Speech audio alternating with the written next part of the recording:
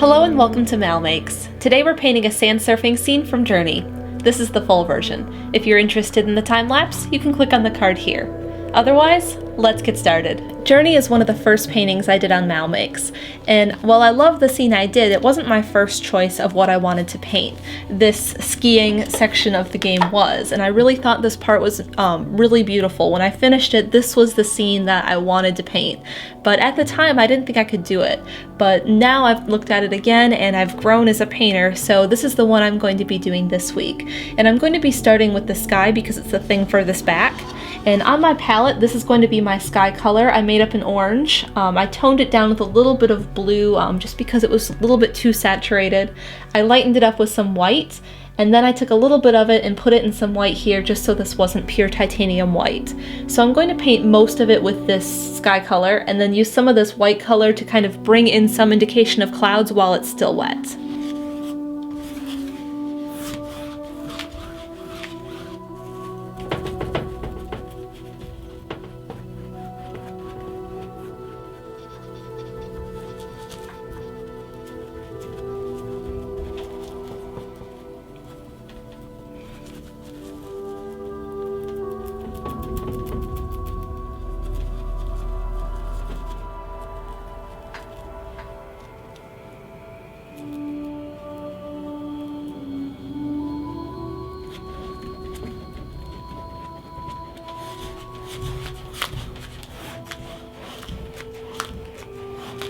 Sometimes when I'm working, it's hard to stop and explain what I'm doing in between steps, just because I am working in acrylic and it dries particularly fast compared to like an oil paint. So what I did is I used my base color with this big brush to lay down a base layer on top of the canvas. And then while it was still wet, I switched to a round in some of that light color, which is the base color with titanium white, and I just started to block in some of these clouds. I worried about the top because I want to have these nice cloud shapes, and then I just faded it down into the base layer as it moved down the cloud for each one. I didn't pay attention to the middle on purpose because I will be putting that mountain there, and it's going to cover up some of this messy stuff here in the middle where I wasn't like ending the cloud. I wasn't thinking about how it should end just because it will be behind the mountain. And I also used some more of the titanium white at the bottom and faded it up into the base color just because things are kind of lighter along the base of the mountains. There's all these different layers in here that are lighter at the bottom. So I want to start bringing that in, and I started that with the base layer. But I'm going to let this dry really well, and then I'm going to draw in the mountain and some of the further away items, and then we'll start to fill those in.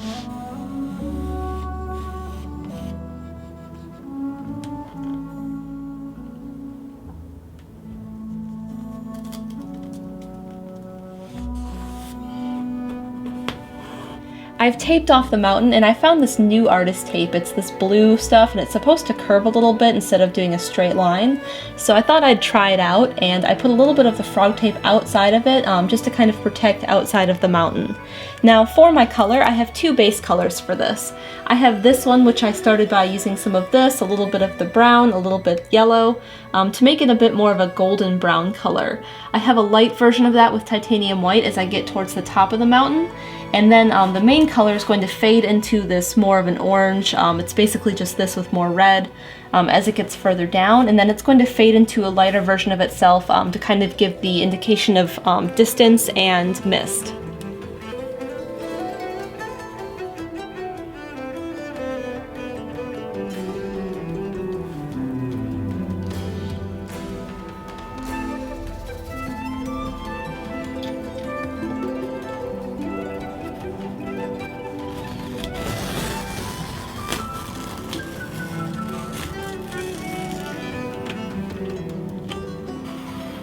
I filled in the mountain with those colors and I like them, it's just there's some problems. The paint bled underneath the tape on both sides, and the placement of the color, like this should be curved a bit more, and I should have thought about that with where the sun was going to go, but I didn't, so I'm going to redo the whole thing anyway. I used this container to trace my circle. I thought about how far up I wanted it from the top, and then I just laid this here and drew around it. So I'm going to fill this in with pure titanium white, and that'll help me kind of see where things should go and where the curve of this highlight should go on top of the mountain. And then after it dries, I can repaint that.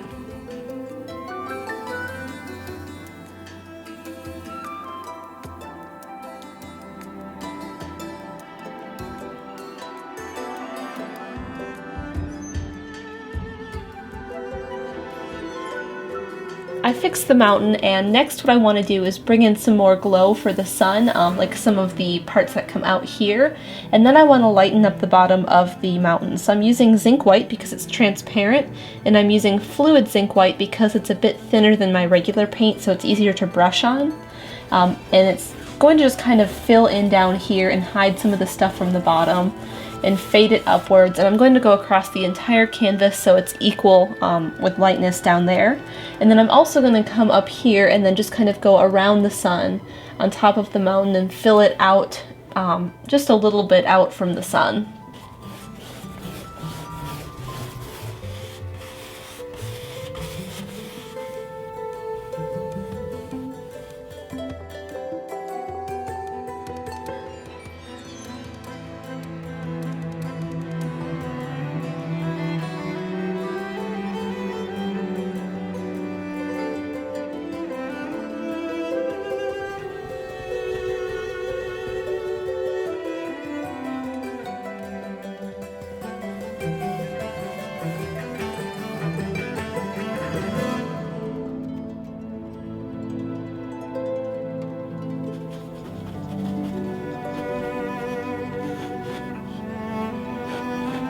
It's taken a few tries to paint the mountain how I like, but in the end I really like how it turned out. Sometimes you have to do that where you have to step away, step back, go do something else for a while, and then you can come back to your painting and be like, what was I doing? That doesn't make any sense. This is what I should do. And then you can repaint it and it'll work out. And sometimes you have to do that a few times before you can really think about how it should be. So next I'm moving on to some of my foothills, and there's going to be a couple of them throughout both sides of all the columns. And then I'm going to just kind of block them in with their base color and then fade them into white, and then do like the next one in front and do the same thing. Block it in, fade it to white, and then do like a couple layers of them throughout these areas. After that I can start to move into some of the buildings and some of the like sculptural things that happen, and then I can keep working my way forwards, but I do need to kind of work in layers and kind of jump around the canvas so I can make sure things are dry before I keep doing the different layers.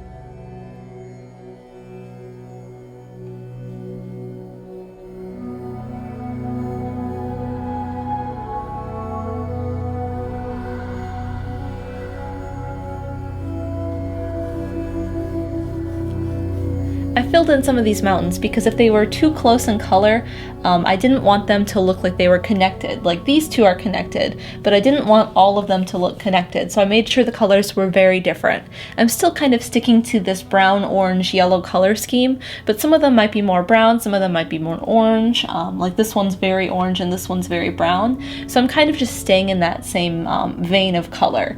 I'm also blending a lot of this zinc white transparent color up from the bottom just to give it more of a distance feel, like it's real far back so there's mist in the way.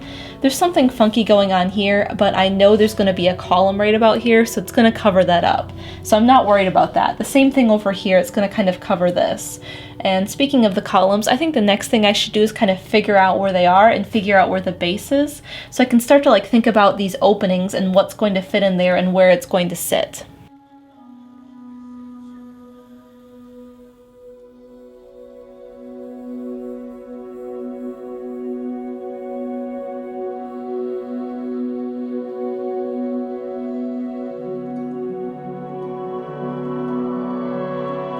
I decided where I wanted the columns kind of based on the center part. So I kind of measured equal distances from the sun here to figure out how far apart it should be, so this was the same.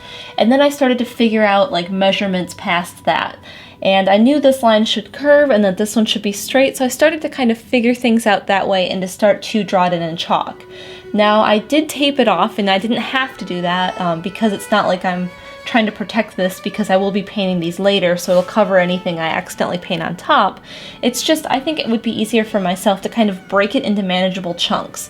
I only have this chunk to worry about, this chunk and this chunk. Sometimes when you're looking at an entire canvas, it's kind of intimidating and I'm like, oh my gosh, there's so much to do. What about where this is going? What about this other thing? Where is that going? So I only have to worry about these little parts, and that'll really help me kind of focus on what I need to be working on. And that this tape is here, so later I can just peel it up and I know exactly where the column should be. So that's going to really help me out starting to figure out where things are going to go. But next I'm going to take a chalk pastel again and start to block in some of the buildings and see where they're going to fit on this space.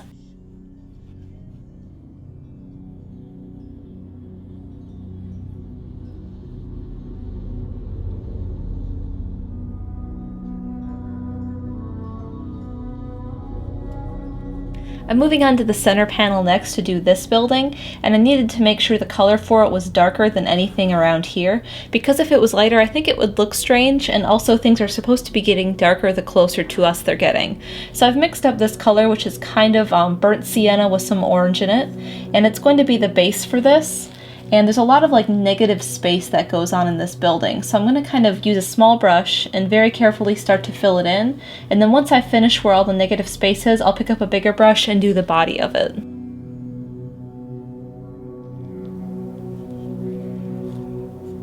I'm doing the same thing with the left panel, except I took this color and made it a little bit more red and a little bit more brown so it was a little darker. And I'm just going to block in this base.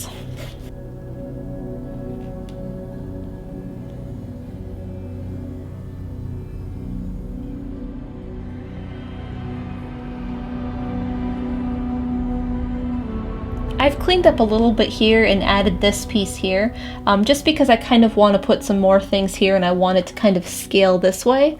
But in the meantime, everything needs to get a highlight on the tops of all of these flat pieces. Because the sun is going to kind of cast that onto them, I took the base color and added some titanium white, and along all of the tops, I'm just going to add the smallest little bit of highlight.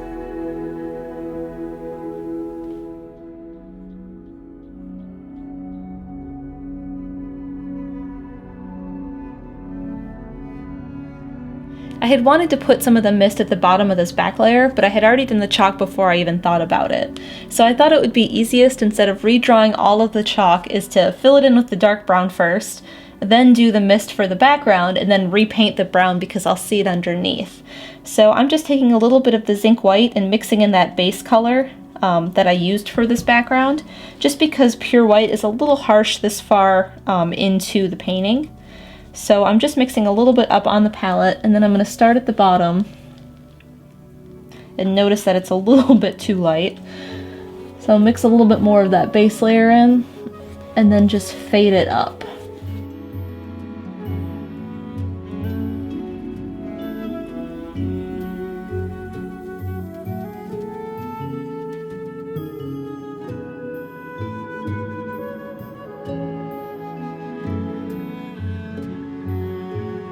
There's some more buildings over here, and I had filled in the highlights on this building and they looked a lot lighter than some of the other ones. So I took the same color and put it on this dark building, and I lightened it up and put it on these far away ones too, just because it wasn't showing up, and it really helped kind of bring that into like a space. So it looks a little bit more 3D instead of the flat that it did. But those are drying, and I'm going to move on to over here because there's another big building that sits here. I'm going to block it in first, figure out what color it is, and then just fill it in solid.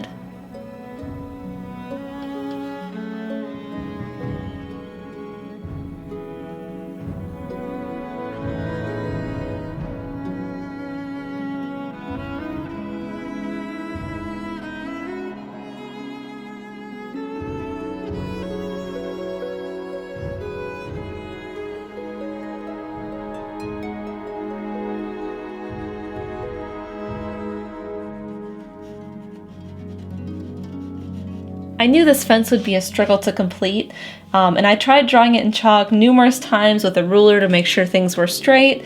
I tried taping off the lines. I tried to make my own tracer in my sketchbook, but I was just really having a hard time with it. So I went into Photoshop and tried to figure out how this should go.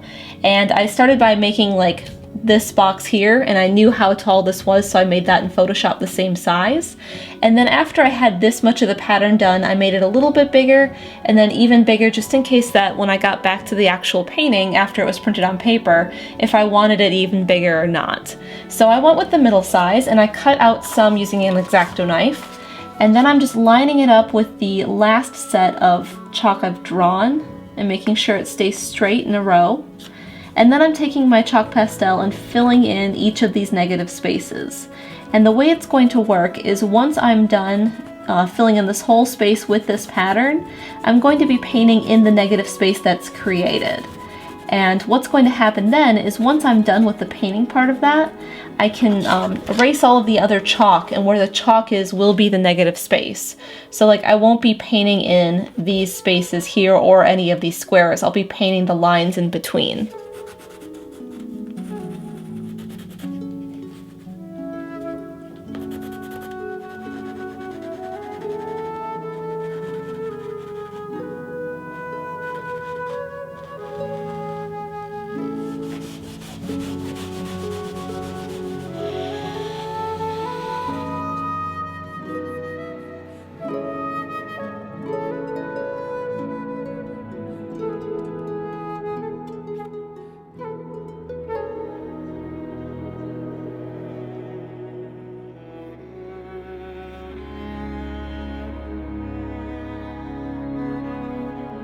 After filling in this fence with white, I went over it with burnt umber, and I was just very careful to make sure I filled in all of the white.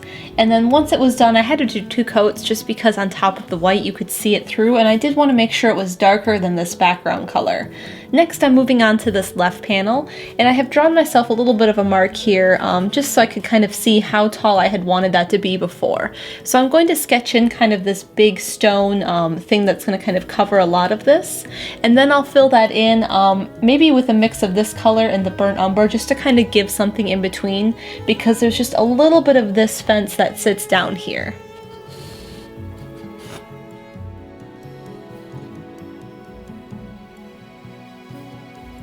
To fill in this gothic looking arch, what I did is I started by blocking in some of the bigger rectangles. I had 2 horizontal ones, and then I started to bring in the vertical ones. Now once I kind of figured out like where these ones were, I thought about splitting it in half and what that meant up here, and then starting to work my way out with these other columns here. And then from there I just kind of split some of these things in half to fill in this little like trefoil design up top here, and then on these ones I just kind of rounded them down into the corners, and I did another little bit of the trefoil here.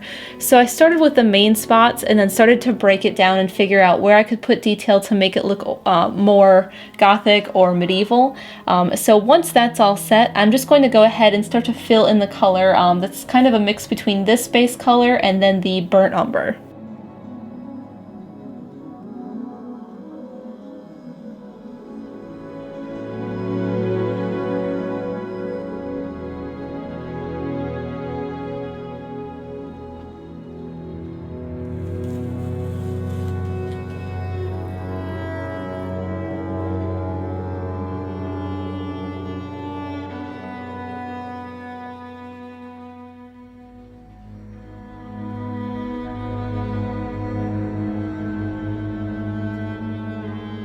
I should have checked the paint before I started to erase the chalk, but I just started to erase it without thinking. So I had gotten my damp towel and started to wipe away the extra chalk, but the white paint was still wet, so I just ended up smearing it all over this part of the painting. Now, instead of repainting everything, as long as you're quick with an acrylic painting, you can fix things like that. So I have this brush I keep around for this purpose, and it's just like the short, stiff brush that I can use to kind of scrub away the paint. So I get it in some clean water real quick, and then I just scrub at the painting wherever that white paint had gone, just to get it wet, because I don't want it to dry out and stick to the canvas, and then I'll definitely have to repaint it. So once I've kind of scrubbed where all the white paint was between these slats up here, I clean the brush off again, and then I just kind of go back and start to make sure that I have it all off the canvas. My goal is not to let it dry, and I want to kind of get it mixed in with the water that's coming from this paintbrush. And once it's all kind of in that water and not on the canvas, I'll wash this off again and kind of dry it so it's a little bit dry, and then I'll start to kind of pick up the water that I have on top of the canvas. Sometimes I'll grab a dry paper towel and kind of blot at it, but you have to be careful then because some of it is still wet and you don't want to smear it anymore. But as long as you're really quick about it, you can scrub some things up. And sometimes when I'm painting very fine lines or trying to make something very straight, I'll use that same technique to clean it up. For example, like when I was painting these, if I accidentally kind of went a little too far or I didn't paint the line straight, I can use my scrub brush and kind of just scrape at it like this until I clean up that line. I'll wash off my brush and just kind of touch it up to make sure it's all the way clean. So as long as you're quick with acrylic, you can fix some things. I sketched out some of the ways that the columns are going to interact with the top piece. So the first one over here is just some blocks that kind of sit up there between the two. So like in this space, there'll be like blocks that would sit there. And it worked pretty good. I just didn't like the interaction between like the front side of it and the top. It was kind of doing some weird things. Over here I tried it a little bit different. It's more of like the stepped arch that goes between both columns where there really isn't like a roof. It's more of just a continuation of this wall.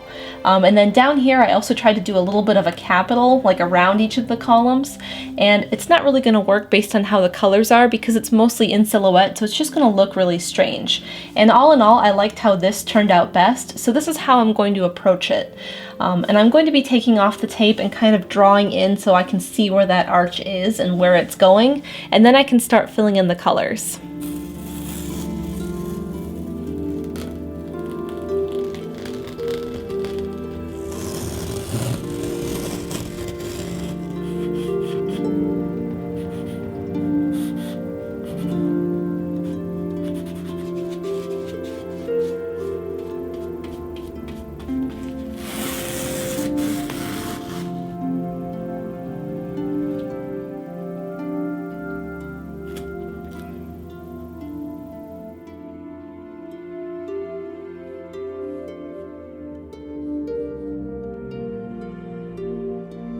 I've taped all of this off in preparation for painting the dark color, but let me explain how I got there because it's been quite a process.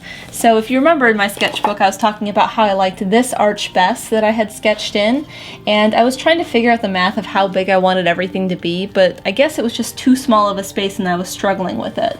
So I measured on the actual canvas like how far apart these columns are, how far down the sun is, how big the sun is, and trying to figuring out what size I need everything to be. So then I came down here and was trying to do it life size of the actual size of the canvas, but I was still struggling with the spacing of it, so I took all of my measurements and I went into Photoshop and made a digital version. Using those measurements that I had, I could start to figure out how much space I had left. So I made up a few versions in Photoshop to see, and then with the one I liked best, I just measured how big those blocks were, and then I came back to the canvas, measured out the blocks. I want them to be 1 inch across and 0.6 tall. That's how all of them are going to be. So after I put it on the canvas, I taped it off in preparation for painting, and I'm just going to remix up some of this color because I'm out and fill all of this in inside the tape.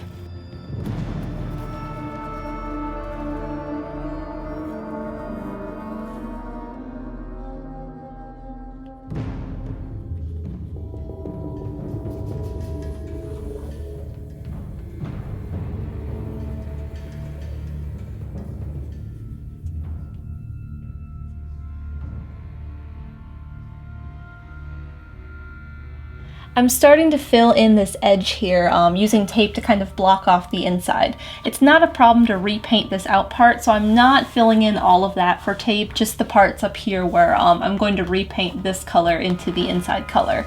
Now as I paint this, I am going to do a lighter color here towards the sun and kind of fade it into a darker color the further away from the sun it gets. Now because this is stepped out with a block, you will see the bottom of these blocks over here on both sides. So I'm working on taping those out, but I thought I'd mention how I'm getting that angle so perfect.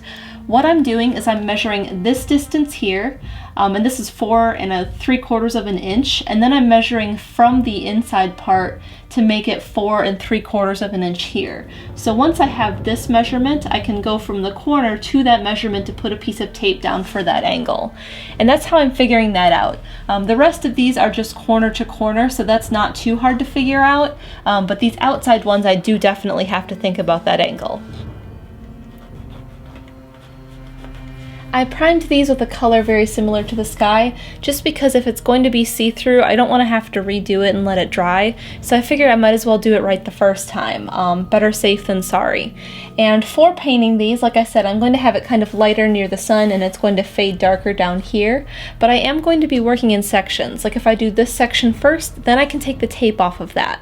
And if I do it all at once and then take all the tape off, some of the paint may have bled underneath, and I don't want to have to worry about cleaning that up or doing any touch-up. So if I work in sections, it'll go a lot easier.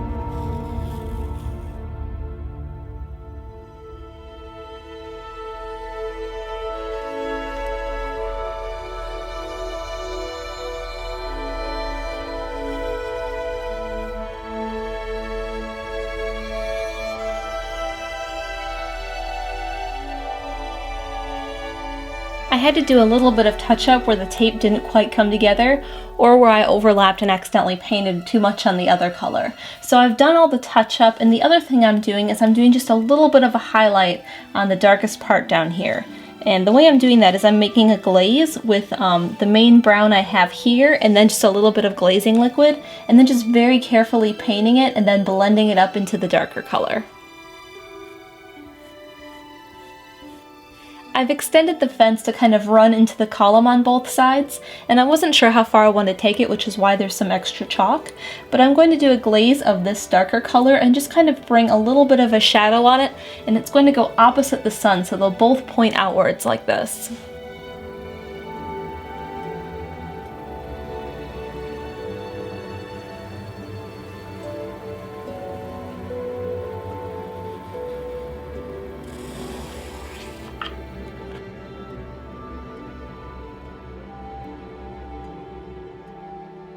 I've retaped off the bottom part just to kind of help me not paint on anything else I've done.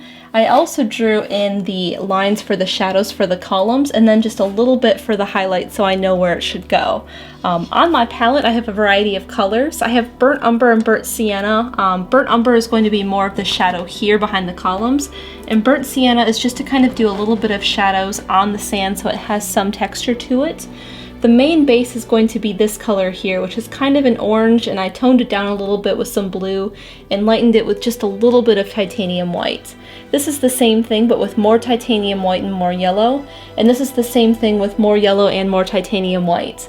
So those are kind of my base colors for this part, and then I have white just to bring in the brightest parts of the highlight on the middle. My technique for applying it is just to take a flat brush and kind of go back and forth like in a zigzag motion, just to kind of put my base colors down, and I'm going to go into the next color once I finish putting this white down, and do the same thing on each side of this, just to slowly blend it out into the other colors.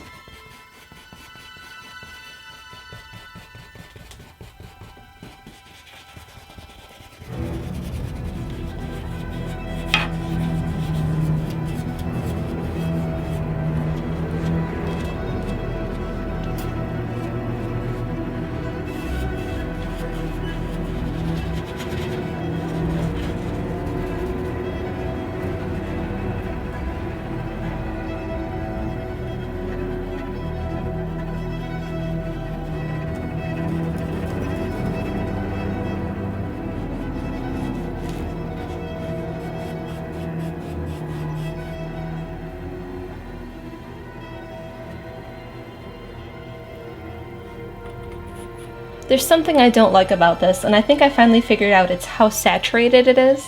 And I start putting it on the canvas, and it isn't so saturated down here on my palette, and I was like, oh. And then I just kind of don't try so hard when I was doing that. I just kind of wanted to cover it in paint so I didn't have to worry about pinpricks of the little bits of canvas showing through, so it would have a nice base coat to kind of work from. I also have adjusted the shadows a little bit from the column. I think where I had them just looks a bit strange, so I just took a ruler and a chalk pastel and redrew those in.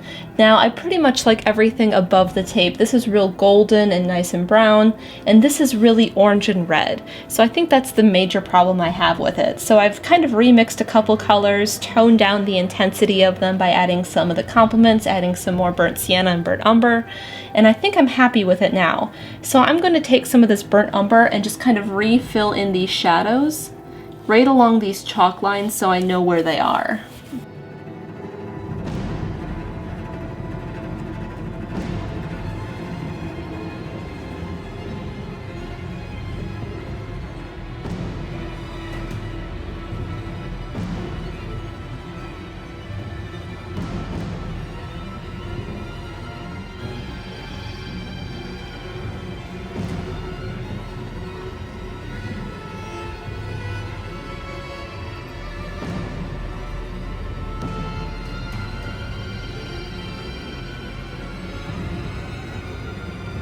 I'm happy with how the sand is coming along, and it still needs a little bit of work on the right side here. Obviously the left isn't done yet, but I'm just taking a little bit of this burnt umber, and where I brought these colors on top of the shadow accidentally, I'm just kind of cleaning it up. And I'm not trying to make a perfect line. There is kind of one there, but I'm trying to do just a little bit of zigzag to rough it up a little bit so it's not completely straight. Because all of the hills that are in the sand, all of these mini dunes, are going to kind of create their own little shadows.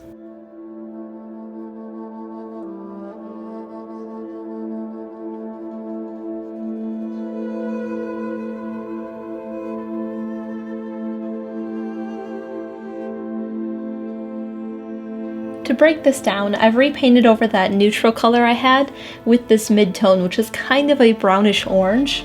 And then I'm putting in the shadows with burnt umber, which is the same color as this. And then I'm toning it down just a little bit with some of the base color again, just so it's not so dark, but you can still see it. So I'm just lightly kind of brushing it over the tops. And after that, then I start to move on to some of the highlights. I'll pick up my next color, which is kind of a gold color. You can kind of see a little bit of it in here. And then I bring that on top of all of these little dunes. And I kind of go a little bit on top of the base color too, just to give it a little bit of highlight so it's not all just this solid base color. And then I'll move on to the lightest yellow color and do just a little bit on the ridge, just a little bit on all of the little dunes. And I'm not doing the white on the dunes yet, just because I want to pick up a smaller brush for that. But once I kind of do all of the detail over here on the base color, I'll kind of go back into this part where they start to blend and just make that look a little bit cleaner, more like this side.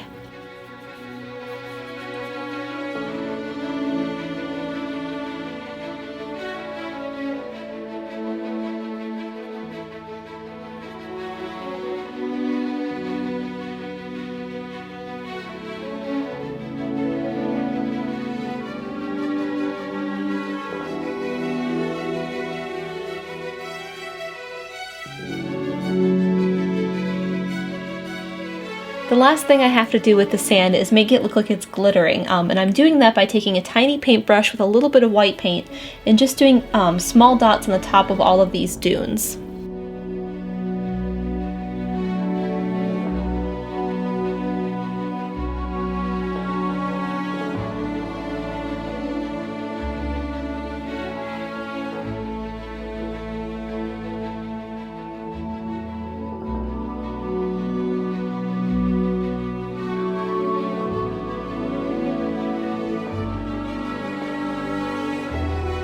I'm letting this dry because I'm going to be drawing in the figure next in chalk, and I don't want to mess it up by erasing any of the chalk. So I'm going to be putting my name in using this burnt umber.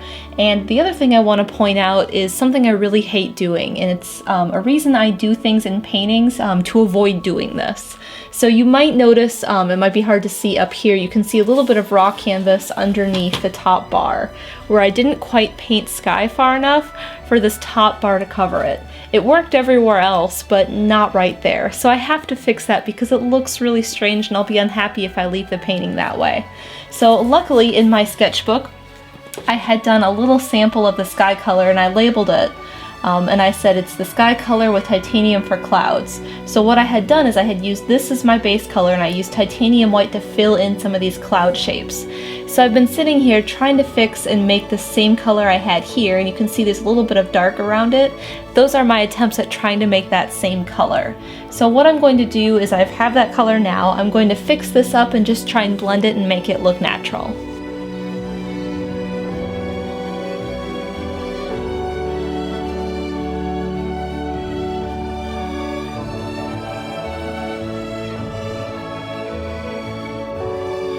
I'm filling it in with burnt umber, first off because it's a good balance with all of the burnt umber I have here, and second and most importantly it would be in silhouette just because it's directly in the light and it is sitting here on the sand, and because I have the sand looking reflective with all of the little like glitter bits, it would be casting light on top of it and making it definitely in silhouette.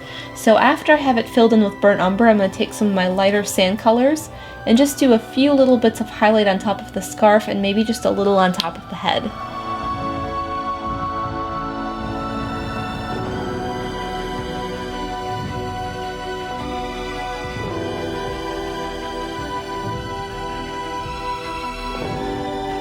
The body is done. I haven't done the highlights yet, but I feel like it's floating, so it needs something to kind of ground it, a shadow.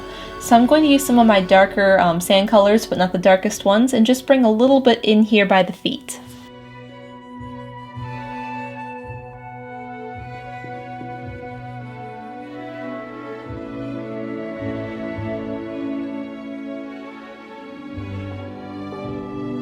And we're done! We have the sand surfing scene from Journey.